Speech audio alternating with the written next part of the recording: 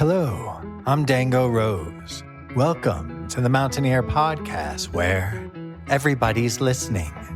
The Mountaineer brings you the latest news of the Peak to Peak region, in print, online, through our podcast, social media, and special publications. Now, listen in to the latest news of the area with our local journalists.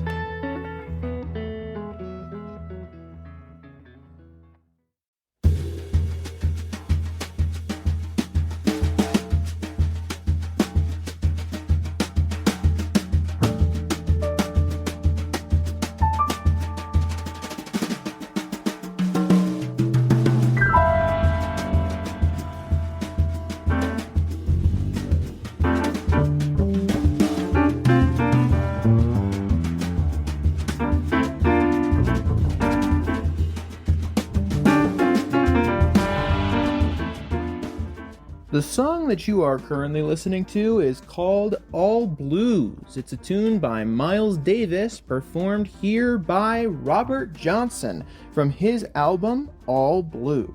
It features him on vocals, Scott Martin on piano, Drew Heller on drums, and Mark Diamond on bass. Robert Johnson and the Mark Diamond Trio performed at the Nederland Jazz and Wine Festival 2025. To learn more about Mark Diamond's music, be sure to head to his website, markdiamondmusic.com. Some blues are sad, oh, but some blues are glad. Dark and sad, bright and glad, it's true. All those are you, so don't you know that all blue.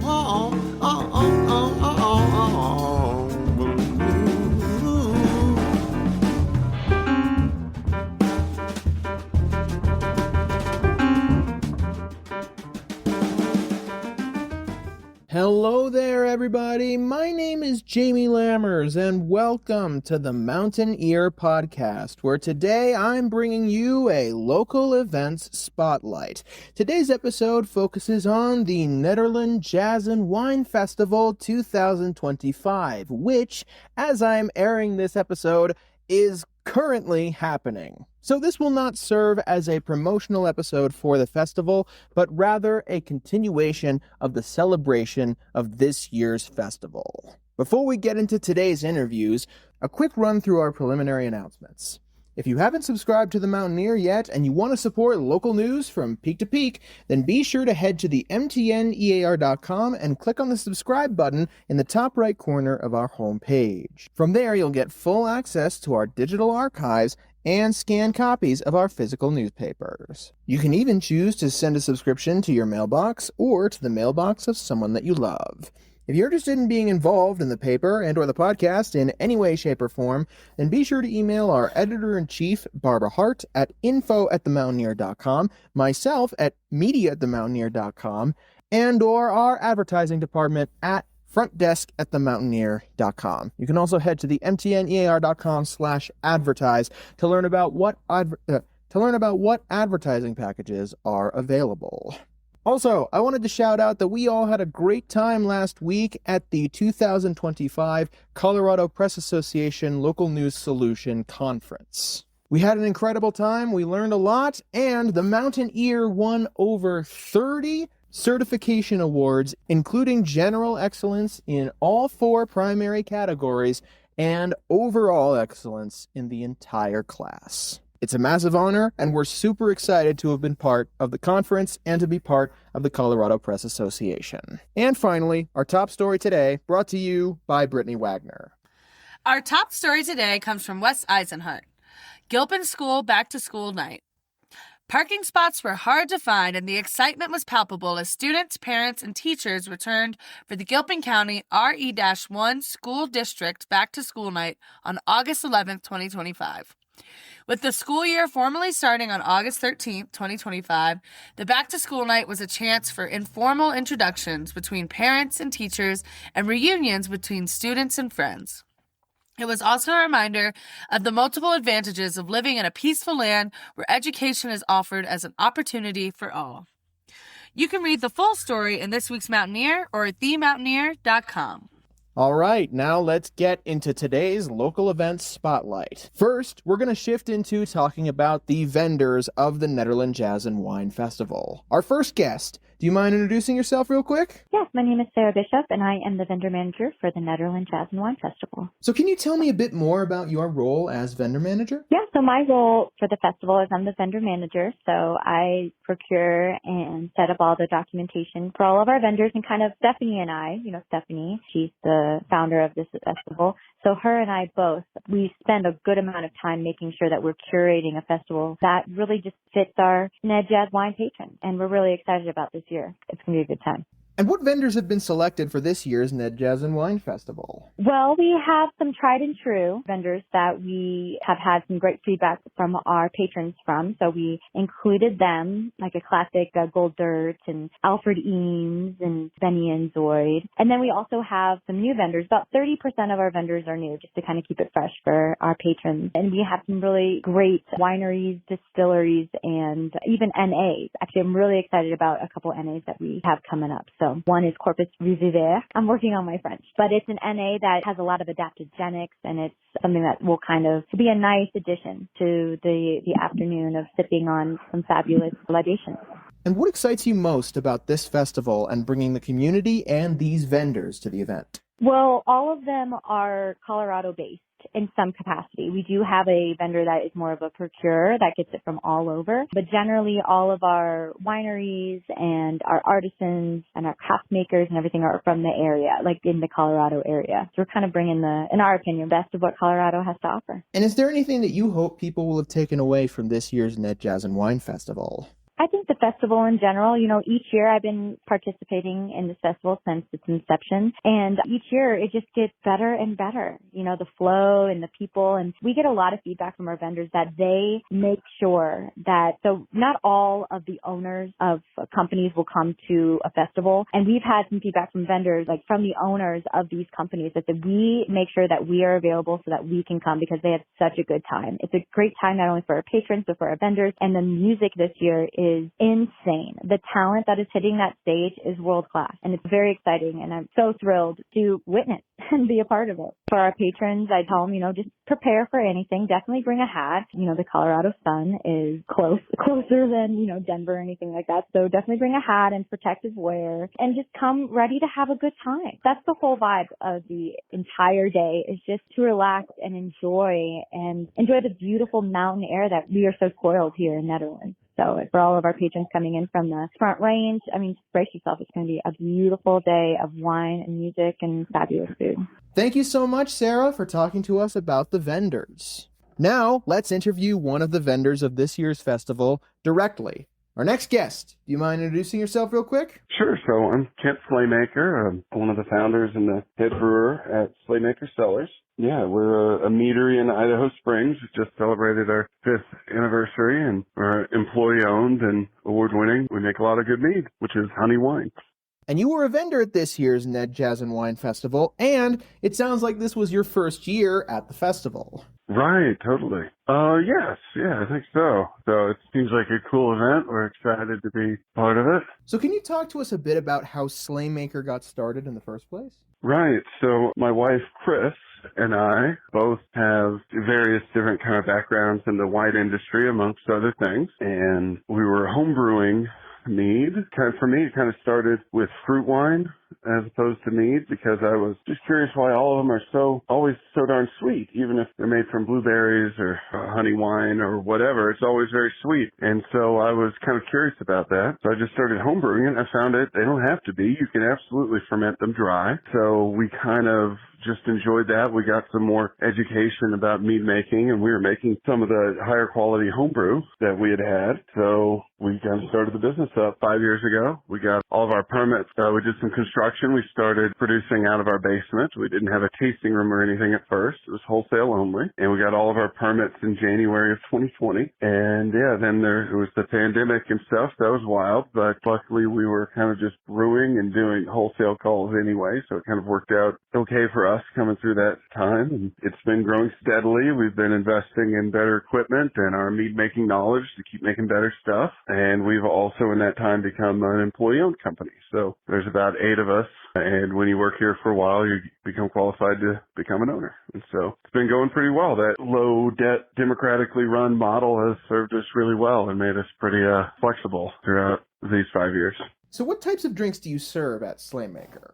Oh, yeah, absolutely. So mead is one of the things that's neat about it is that there's so many different kinds of styles. So it can be thick, almost like a liqueur and like knock your socks off ABV, alcohol content. If you want, so like a dessert thing around the campfire, you might think of Vikings or other ancient folks enjoying it. You can make it more like a wine, where it's still and about the same alcohol content as wine, even similar flavors sometimes. And you can make it where it drinks more like beer. It's called a session mead or a hydromel, where carbonated, a lower ABV like beer, 4 to 7%, and perhaps even with hops in it. So we do all three, but we've primarily focused on the wine styles. And so we're going to be bringing our kind of flagship wine style, some of the stuff that we first launched with, as well as some of our seasonals. And they drink like a wine. Some are bone dry, some are semi-sweet, just about the same range as a grape wine is what we aim for. And yeah, it's kind of fun. We think of ourselves on those products as winemakers who happen to use honey instead of grapes as our source.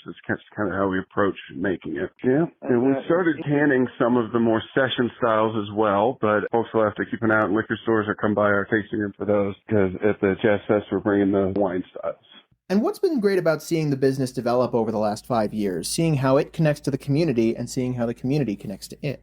Mm-hmm. Well, it's just been nice how well it's worked, honestly. I mean, you start something like this. We did product research, market research back at the beginning, went around and asked, maybe took our homebrew to some places, but mostly went around and asked, just talked about it. And Mead was fairly unknown with us like 6-7 years ago, and it's kind of been amazing how much growth and awareness there's been of it, separate from us, just in general in the marketplace, which is kind of cool, and how open people are to trying it. And we've been able to make a good product and get it out there, and just been 5 years of a lot of nose to the grindstone and figuring out how to make it work. We just did, like I said, our 5th anniversary party a few weeks ago here in Idaho Springs. It was a great time, and it was mostly a thanks to everybody that, customers and other folks and community folks that have helped make it happen. And it was just absolutely wonderful. And a ton of support, a ton of people enjoying themselves, drinking the mead. And a few people brought out bottles they had bought years ago. So we got to see how it's changed, improved, and how the old stuff has aged.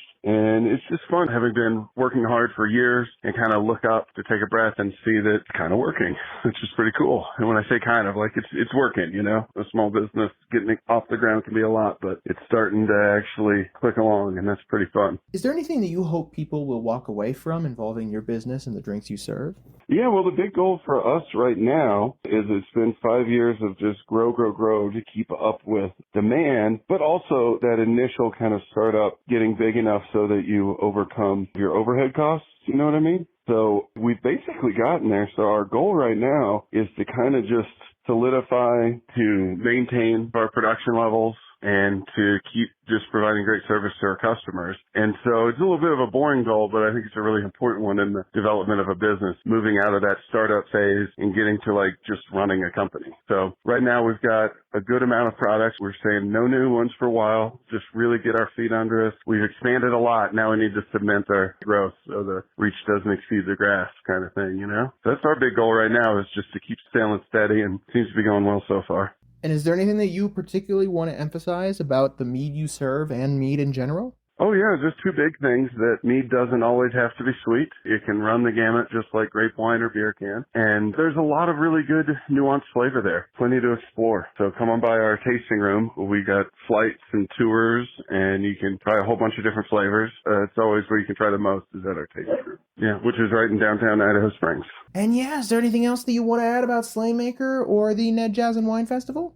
No, it's just that it's been fun, and I would certainly highlight that small business is really tough, and one of the things that really has served us incredibly well and has been a strength, and more people should do it, is the democratically run and employee-owned business model. It really is a strength, not a hindrance. It helps with employee retention. Folks who have skin in the game are more dedicated. We get a more diverse set of ideas, and we have a democratic framework to actually decide what to do when there's a lot of different ideas. So it's been a strength that's helped us get through, pandemic and growth and just the difficulty of starting a manufacturing business in America in 2020s. Thank you so much, Ken, to talking to us about your business, Slaymaker. For our final guest, I want to transition into one of the musicians who played at the event. Before we get into that interview, though, a quick break. This episode of the Mountaineer Podcast is sponsored by Regional Air Quality Council, the Front Range's lead air quality planning organization. RAQC collaborates with state governments, organizations, and individuals to improve air quality and protect Colorado's health and environment through planning, policy development, and program implementation. The RAQC's current priority is ground-level ozone, the Front Range's most pressing air quality issue. For more information, please visit raqc.org. To learn more about ground-level ozone, what individuals can do to protect their health, and how to help improve our summer air quality, please visit simplestepsbetterair.org. You can also sign up for timely text or email alerts on this website to know when it matters most. Welcome back. Let's get into our final interview of this episode. Our final guest. Can you introduce yourself real quick? Hi, this is Mark Diamond, bassist and band leader. And you are the leader of one of the groups at the Ned Jazz and Wine Festival 2025. What's the group called? Correct. The name of the band is Robert Johnson and the Mark Diamond Trio. Well, in general, Mark, I wanted to ask about your musical background outside of this particular group. How did you get started in music in the first place, and how has your career developed over the years? Wow. That's a long story. I mean, I don't feel like I should talk for an hour about that right now. What I guess I would say is I've known since I was a very young child that music was my thing, kind of a passion, and I grew up playing the piano and the clarinet and the drums, and even a year as a bagpiper in a drum and bugle corps in ninth grade. But when I was 20, I discovered the upright bass, and 3 months after taking the bass home, I started gigging, and it's been about 51 years of that now. And I love a lot of kinds of music, and I play a lot of kinds of music. I'm a band leader in that I organize and book gigs and hire musicians and deal with clients and musicians. And I'm also a bass player for hire. When people need a bass player, they call me. And I'm mostly a performer, live performance, but I do a lot of studio work as well. I have a website, which is markdiamondmusic.com, where some of my backstory and things going on and discography and such are all on the website for anyone to explore. I play in and do the booking for numerous bands of various sizes and musical styles, and do everything from a 2-piece to a 10-piece, background music to an all-out dance party, concerts, weddings, festivals, restaurants, bars, nightclubs, wherever live music is needed. People's homes, perhaps that's a good summary for now, I'm not sure. That's awesome. So, who is playing in the Mark Diamond Trio? Who's a part of the lineup? Okay, good question. And I've actually, I shouldn't have said the Mark Diamond Trio, although that's how it's billed. I've actually been billing my groups as a Mark Diamond Trio or a Mark Diamond Quartet, because in the jazz world, I call and hire and play with musicians that I feel are best for that particular performance. So there isn't a the Mark Diamond Trio that's always the same people, although one of my groups is called the Big Swing Trio, and we've been together as the same people for 43 years, but that's not the group that's playing at Ned. The group that's playing at Ned features Robert Johnson, who's just one of the best singers in the world, in my opinion. He's a fantastic singer and a great entertainer. And the band is this Mark Diamond Trio with Victor Mestas on the keys and Larry Thompson on the drums. These guys are just top-notch musicians and good people, and I thought this would be a good configuration for this particular event. We've all played with Robert in various configurations, but technically this particular band will have never played together before. But we all know what we're doing, and we'll put together a great show. So how are all of you, and particularly you yourself, Mark, connected to Robert Johnson? Right. So I knew of Robert for a long time before we actually met and started playing together. And to be honest, I don't remember exactly how or where we met or even when, other than that it was many years ago. One of the first main collaborations was a residency at the Jazz Club in Denver called Nocturne, where we did, I think it was an 8-week, it was possibly 12 weeks, but maybe an 8-week residency where we presented music that Frank Sinatra sang, which is like anything. You know, he had some tunes that he's known for, but really he sang jazz standards, and you could almost pick any song and say Frank Sinatra sang it. So we did this residency, and people kept saying, wow, we love this. Do you have a recording of this? And we didn't. So we actually went in the studio and made a recording of a lot of the material that we were doing during this residency. And that album is called All Blues. Now, there's an old jazz tune, Miles Davis tune, called All Blues. I said it wrong. There's a song called All Blues, but this album is called All Blue, and Robert Johnson organized that recording session. And then we've played many gigs and shows and concerts and clubs over the past many years. The keyboard player at Ned with us, Victor Maestas, he and Robert and I have played together with different drummers, but I know that Larry Thompson has played with Robert with different piano players and bass players. So we all have Robert in common, and we've all played together in different configurations. But this will be the first time of this configuration. So over the course of your career, have you written songs? Have you focused on writing songs and performing your own songs at all? Or have you focused primarily on arranging and performing those arrangements? Right. So personally, I am not really a composer. I do feel like I contribute to arranging in various projects that I'm in. And, you know, I play rock and I play Latin music and I play jazz and I play all kinds of stuff. So in anything that I'm a part of, I might contribute a thought or an idea that we might explore.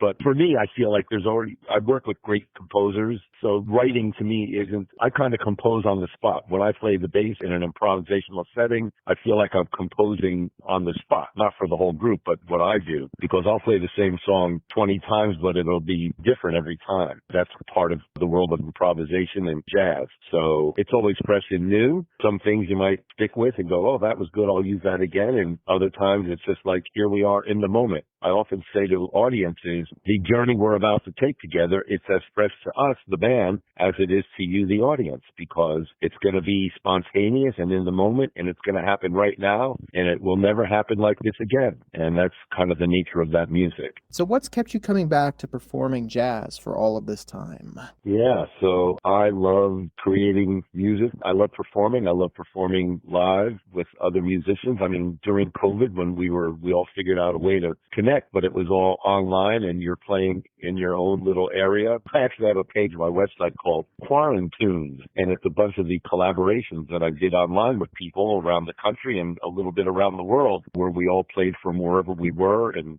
somebody might send me a piano part and I'll add a bass part, and then we'll send the piano and bass part to a drummer, and then they would send that recording of the three of us to a horn player or whatever. But I love the feeling of performing live and creating in the moment with other musicians. I love the sound of it. I love the vibration of it and the feel of it. And I love bringing it to people to let them, I call what we do soul soothing. Forget about your troubles for a couple hours or whatever and let the music wash over you and kind of take us all away in the moment and let it be. That's what's happening right now. We're all in this music together and feeling the emotion and soulfulness of the music. Just to share a quick story, I'll try to summarize it. It was actually the day of 9/11, that day, and I was booked for, I don't know, maybe a year in advance for this big international corporation, and they were having the Denver Aquarium is a rental hall. There was a big event planned with people from many, many countries all over the world. They were all in Denver for this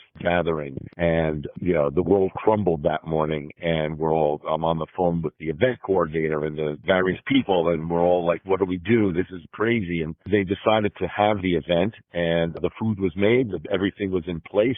People were in Denver from all over the world. There was a no-fly rule at that point. So everybody gathered at the Denver Aquarium to have this gathering. And instead of being festive as it was planned, it was quite somber because of what had happened that day. So we're off playing in the corner. I've told this story before, and it's kind of like the Alfred Hitchcock movie, The Birds, where people were talking and just talking about the world and what just happened. And one person stood in front of the band and started just watching and listening to the music. And then within a minute or two, a couple other people gathered. And within a few minutes, we had this group of 30 or 40 people just standing and half circling around the band. And I remember distinctly playing the song that I love called Here's That Rainy Day. And while we were playing this song, people of all skin shades and various clothes from around the world were standing shoulder to shoulder. And it just showed me how the music had such purpose in that moment. Maybe for only 5 minutes, we all weren't thinking about that the World Trade Centers had just collapsed and the world was like, what the f*** is happening? And the music just served such a purpose in that moment. And I always knew music served a purpose, but it was just so extra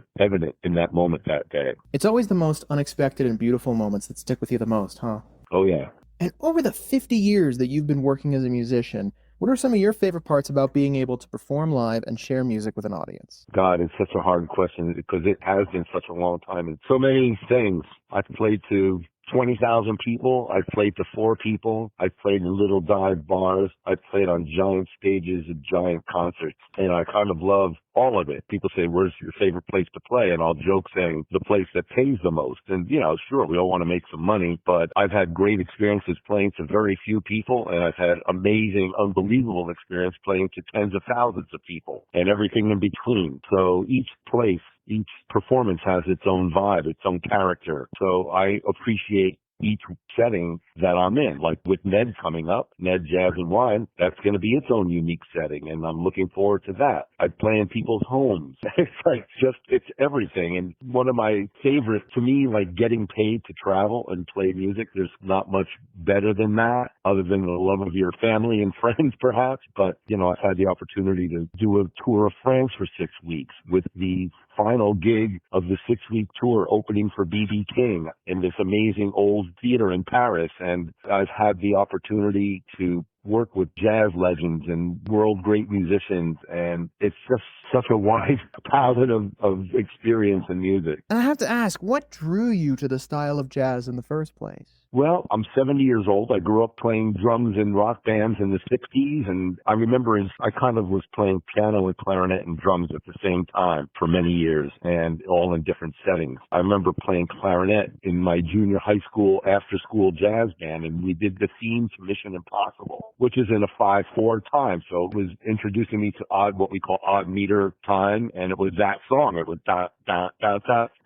And that was maybe one of my earliest exposures to a jazz setting. And I was wrong. I was actually playing drums in the after-school jazz band and clarinet in the school regular band. But that was maybe what I would consider my earliest exposure to jazz, because that was definitely a jazz-based tune. And then I remember in high school hearing John Coltrane, and there's a great singer, he's not alive anymore, Eddie Jefferson I grew up in New Jersey, and there was a jazz radio station out of New York, WRVR, and I listened to it all the time. I mean, just the whole vibe of jazz caught me when I was pretty young, and my ultimate strive as a musician is to be the best jazz musician that I can be. And the better I can play jazz, the better I can play all the other styles of music that I play. Not that I want to make a rock song, a jazz song, but I want to be authentic to any style of music that I'm playing. But based in the better I can play jazz, I feel the better I can play everything else. And the music moves me. A lot of music moves me. A lot of things move me musically. I was asked to create a playlist for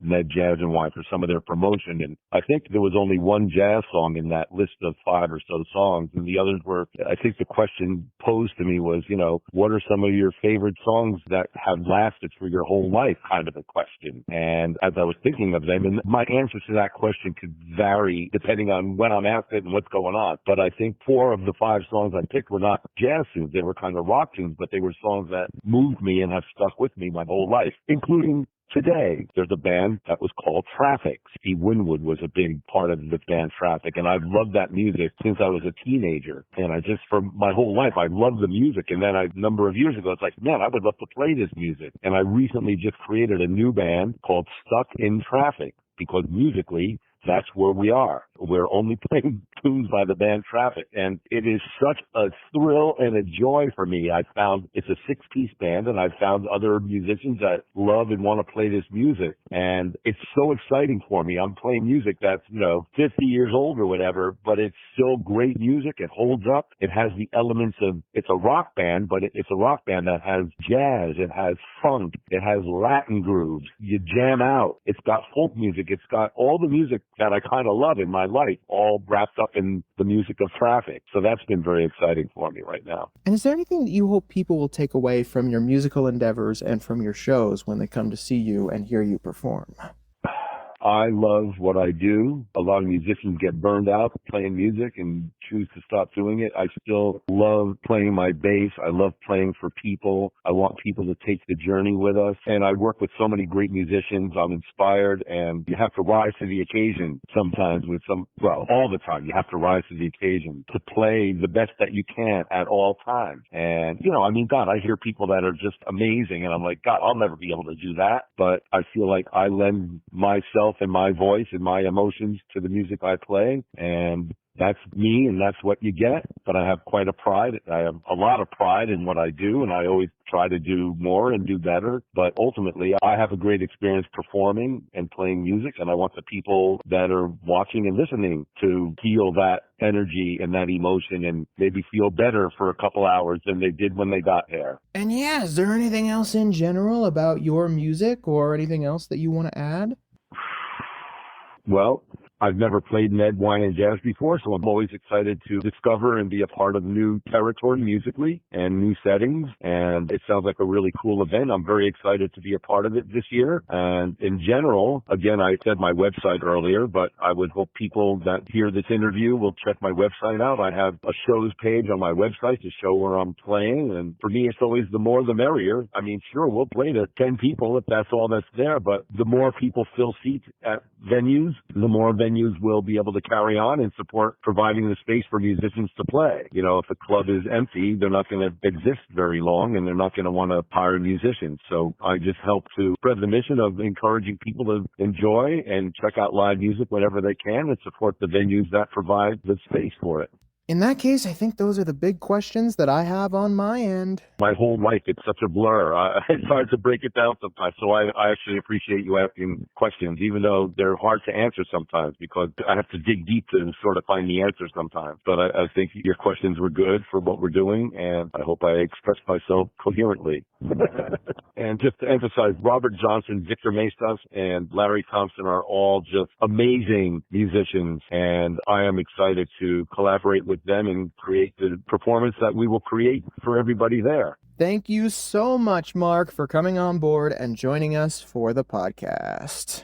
Thank you to every guest on this podcast, Sarah, Ken, and Mark, for talking to us about the Netherlands Jazz and Wine Festival 2025. I have a feeling that if you're listening to this episode, you're back from the Netherlands Jazz and Wine Festival, and I hope that it was a fantastic experience. Again, you can learn more about Mark Diamond by going to his website at markdiamondmusic.com, and you can learn more about Slaymaker's Cellar Meadery located at 1428 Miners Street in Idaho Springs by heading to their website at slaymakerscellars.com. Thank you so much, everybody, for tuning in to this local events spotlight episode of the Mountaineer Podcast, concluding our run talking about the Nederland Jazz and Wine Festival 2025. I'll be back very soon with our regular Music of the Mountains segment. In the meantime, if you want to share this episode or others around with whoever you see fit, then be sure to head to the mtnear.com and scroll near to the bottom of our homepage, or head to our podcast's main hub at the mtnearpodcast.buzzsprout.com to see a full archive of all of our episodes. If you're interested in being involved in the podcast or in the newspaper in any way, shape, or form, remember to contact one of us, info@themountaineer.com, media@themountaineer.com, and or front desk at themountaineer.com to learn more information. And finally, if you want to find important links, you can head to each individual episode description of our podcast to find our Facebook, Instagram, YouTube, and events calendar where you can submit upcoming events in your community or at your venue. And you can also find more important links at the top right side of our homepage. I'll see you guys next time. Have a great rest of your day.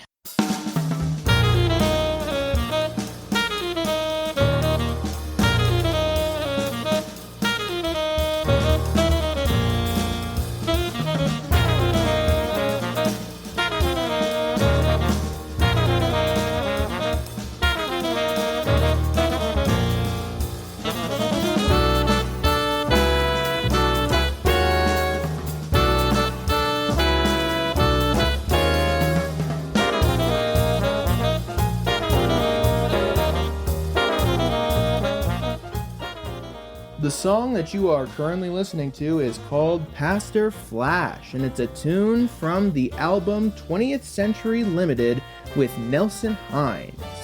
Nelson Hines features as the trombonist, and he composed the song. Peter Summer is also featured on sax, with Eric Gunnison on piano, Jim White on drums, and Mark Diamond on bass.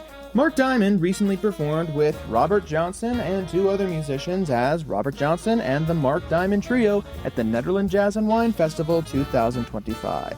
For more information about Mark Diamond's music, be sure to head to his website at markdiamondmusic.com.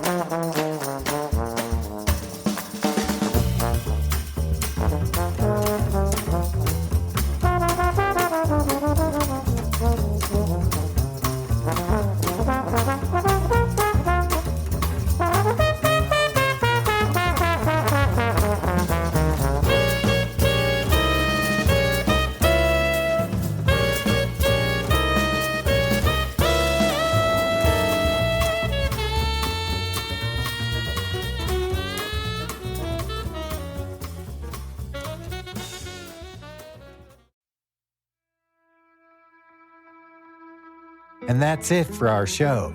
Subscribe online to get more access to more news, weekly updates to our community calendar, and a link to our YouTube channel by visiting themountaineer.com. Be sure to use the coupon code PODCAST when subscribing for a 10% discount, only available to our listeners. If you are in the local peak-to-peak area, be sure to pick up a print edition of The Mountaineer at a local business. I'm Dango Rose. Thank you for listening.